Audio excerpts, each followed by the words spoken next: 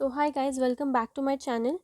So we are going to learn the Lost Child lesson, which is written by Mulkraj Anand. So before going to the lesson, we are going to understand about something about the author, some information. So his name was Mulkraj Anand and he was an Indian writer in English born. In English born in 1905. He was notable a person to write about the lives of poor and a caste of Indian traditional society, castes in Indian traditional society. Anand has also written some short stories, his novels, which is written in English language. He has also received a civilian award, that is Padma Bhushan. He is Mulk Raj Anand. So, introduction to the story. This story was published in 1934 and it narrates about a child who got lost in a carnival. This lost child story has a very heart touching ending. So it was a spring season and all the people were going to the fair. Some rode horses, some bullock carts, some walked. Little child ran with his parents and he was very much overjoyed. He was very excited. So he remained behind and father used to call him. He also remained behind to see toys in the shops, and the little boy wanted the toys. But his parents couldn't buy it, so they asked him to look at other things. It was the season of mustard flowering as well, and this boy looked at the mustard fields and he saw dragonflies fluttering on the mustard field. So the child tried to catch them, but he was called by his mother and he ran towards his parents. Now he heard a doe cooning, so he picked up the petals and then ran around the banyan tree. So you may see from this particular thing that this child is really excited and lost in his own thoughts.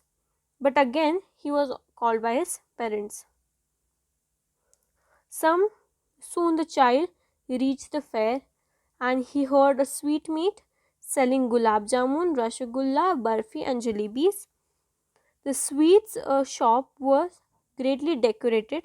Seeing the sweets, the child's mouth watered, and he said that I want the barfi. Barfi was his favorite sweet, but his parents said no for taking buying barfi from for him. So the child went ahead with his parents now. Now he heard a flower seller saying a garlands, selling a garlands of gulmohar. Now the child wanted to have a basket of flowers. He wanted the garlands, but he knew that his parents would refuse to buy him. So he moved on. Next shop was he saw a balloon seller now. He had the balloons were in various colors. Now he want the balloons. So the child knew that his parents would not buy the balloons and thus he walked further. So he used to just walk further, right? He knew that his parents won't buy anything for him. Now the child saw the snake charmer playing flute, right, to the snake. He went near the snake charmer, but he was restricted to not to hear such a music. So he again went ahead. Then he saw a merry-go-round. Men, women, children, everyone was enjoying the ride. Now the child said that I want to go in that roundabout, I want to enjoy, but and he was started pleading his parents, but when he turned back he got no reply and they concluded that the child was lost now.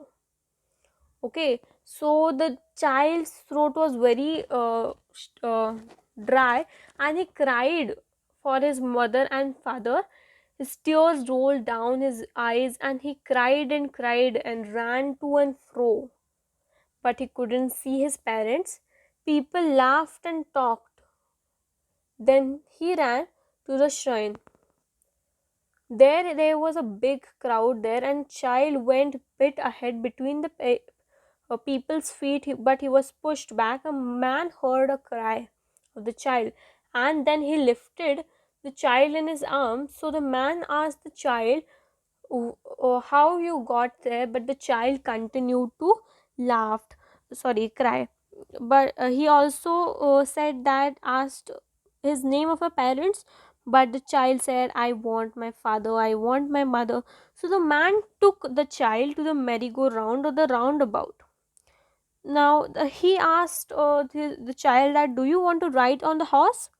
But the child said, I want my mother, I want my father. He continued to sob.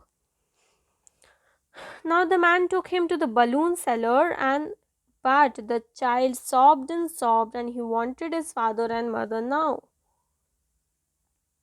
The man then took to the flower seller. He asked that, would you he like to put a flower garland around his neck?